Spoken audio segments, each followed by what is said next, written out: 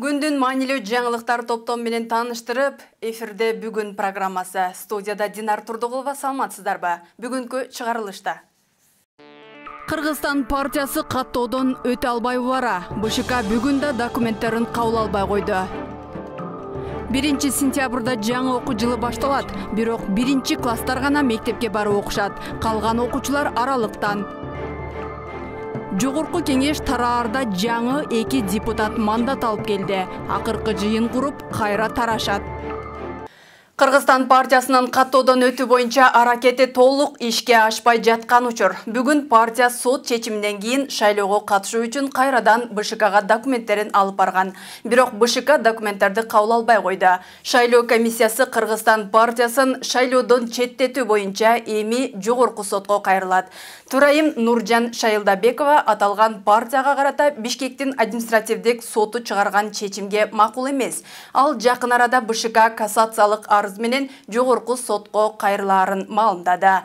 Мурда кабыл алган чечимдерибизди колдоп, мыйзамдуу болгон деп эсептейбиз. Демек, административдик соттун чечимине каршы кассациялык арыз менен жогорку сотко кайрылабыз, деди Турайым. Бишкектин административдик соту кечээ Кыргызстан партиясынын БШКга каршы жазган арызын канааттандырып, ишти Кыргызстандын пайдасына чечип берген. Жогорку кеңеш тарайын деп жатканда мандат алып депутат болуп келгендер бар. 1 сентябрда кезектеги сессияга чогулушуп, 2-3 сентябрда жыйындар өткөн соң кайра тарашат. 4 сентябрдан тарта шайлоонун үгүт иштери башталат. Ошого карабай экөө мандаттарын тапшырып, жаңы 3 келди. Өнүгүү Прогресс партиясынын депутаты Алтынбек Жунус уулу менен Кыргызстандан Данияр Төлөнов өз ыктыярлары менен мандаттарын тапшырышты. Бул тууралуу БШК билдирди. Алардын ордуна мандат тизмеги кийинки талапкерлерге берилген. Буга чейин кызматтан кеткен Өнүгүү Прогресс партиясынын өкүлү Зиядин Жамалдинов да кызматын тапшырганын эске алсак, партиянын тизмеси менен Нурлан Сырдыбаев жана Осмон Турдумамбетов жогорку кеңештен депутаты болуп келди. Ал эми Кыргызстандан Мээримбек Койчуманов БШКдан депутаттык мандат алды. Жаңы окуу жылы башталарына саналуу күндөр калды. Бирок быйылкы окуу жылынын алгачкы чейреги онлайн окутулат. 1 класстар гана мектепке барып окушат. Калган класстардын окуучулары орто жана жогорку окуу жайларынын студенттери онлайн режимде билим алат. Бул тууралуу бүгүнкү өкмөттүк жыйында өкмөт башчы Кубатбек Боронов тапшырма берди. Өкмөттүн тапшырмасына ылайык аз камсыз болгон үй бүлөлөрдүн балдарынын аралыктан билим алуусуна шарт түзүү үчүн сыналгы жана уюлдук телефон менен камсыз кылуу маселеси чечилмей болду. Ал эми билим берүү жана илим министри Каныбек Исаков жаңы окуу жылын утурлай мугалимдерге кайрылуу жолдоп, коронавирустан көз жумган мугалим педагогдордун жакындарына кайрат айтты.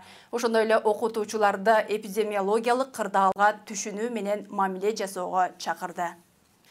Президент Жээнбеков эгемендик күнүнө карата Кыргыз Республикасынын мамлекеттик сыйлыктары менен сыйлоо жөнүндө жарлыкка кол койду. Өлкөнүн социалдык, экономикалык, интеллектуалдык жана маданий потенциалын өнүктүрүүгө салым кошкону, кесиптик ишмердүүлүгүндө жетишкендиктери үчүн сыйлыктар ондогон жарандарга ыйгарылаарын президенттик аппарат билдирди.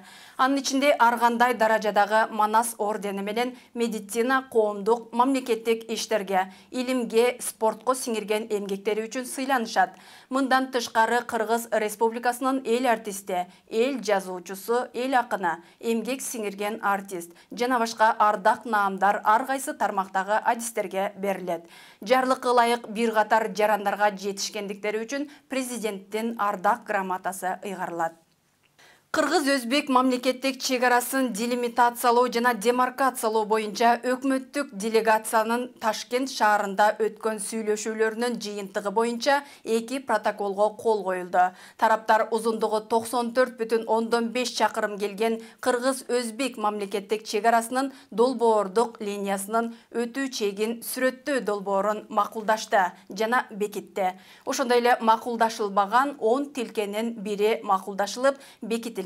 Жолугушуулар ай сайын өткөрүлмөкчү деп билдирди өкмөттөн. Вице-премьер-министр Акрам Мадымаров Кыргыз тараптын делегациясынын башчысы. Бишкек медиасы эгемендүүлүк салтанатына 2,7 миллион сом сарптады. Быйылғы 31 август борбордук аянтта иш-чаралар онлайн түрүндө өтөт. Президент ага катышып, эл чакырылбайт. Бирок кызыгы шаар ичин кооздоо, иш-чаралар жана фейерверкке шаардык казынадан 2 миллион 700 миң сом жумшалды. Бул суммага жылдагыдай Ала Тоо аянты Илбирс имараты кооздолуп, борбордук көчөлөргө майрамдык баннерлер, желекчелер илинген. Мындан тышкары 31 күнү борбордук аянтта тез жардам кызматы, өрт өчүрүүчүлөр нөөмөттө турат. Ошондой эле шаардыктардын жана коноктордун коопсуздугу үчүн Бишкек милициясы тартипти тыкыр көзөмөлдөйт. Белгилей кетсек, быйыл Кыргызстандын эгемендүүлүгүнө жеткенине 29 жыл толот. Бишкектеги айрым чарбалык субъекттердин иши, ошондой эле коомдук унаанын иштөө тартиби өзгөртүлдү.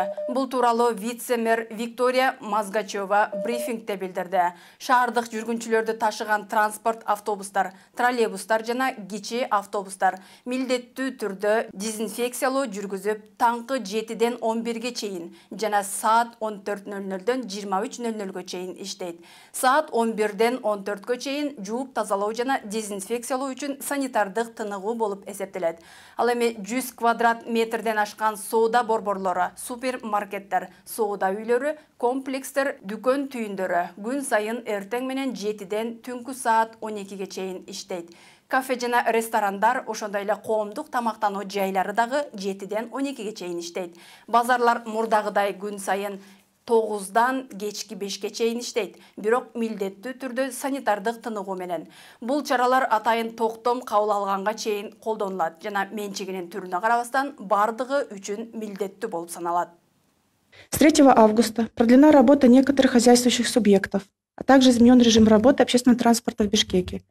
Согласно постановлению мэрии города Бишкек, городской пассажирский транспорт, автобусы, троллейбусы и маршрутное такси работает с 7 утра до 11 часов и с 14 часов до 23 проведения дезинфекции.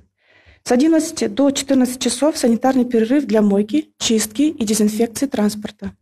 Бүгүнкү жаңылыктарыбыздын топтому ушулар болду. Алдыдагы дем алыш күнүңүздөр ийгиликтүү улансын. Саламатта болуңуздар.